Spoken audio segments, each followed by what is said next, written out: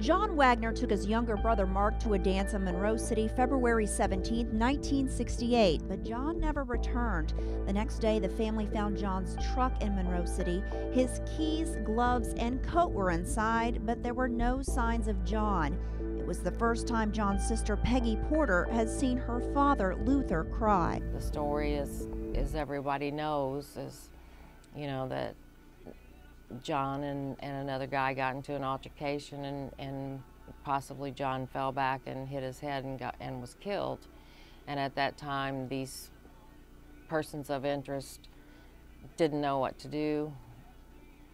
I think the altercation was over probably a girlfriend being interested in John, and I mean, if they would just come forward and tell us, you know, that, you know, this is what happened and this is why it happened. Wagner's family has heard stories about what happened to John's body, none of them pleasant. But there was 2 or 3 stories on that deal, like throwing him over to the hogs, or they burned him up in a bunch of cars, and then all that. Said about a feed grinder. Nevertheless, the family has searched multiple farms, ponds, wells, even dug up wells that had been filled. Porter asked the Marion County Sheriff's Department to reopen the case about 10 years ago.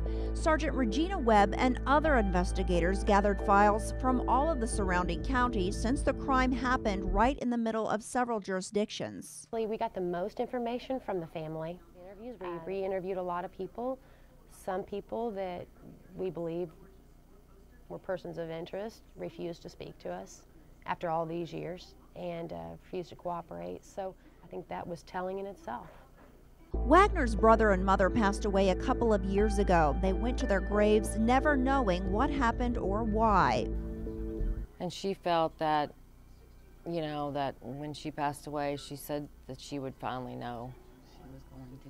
And she was going to be with both of my brothers, so. I asked both Porter and Wagner what they'd like to see happen. Both of them told me they wouldn't prosecute those involved. They just want closure. We have no desire to put these people in jail. I'm sure if they have any,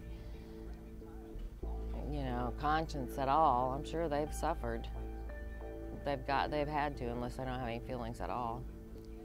Well, I'd just like somebody to come forward and out in the open, tell them that they actually knew about what happened, and we close it.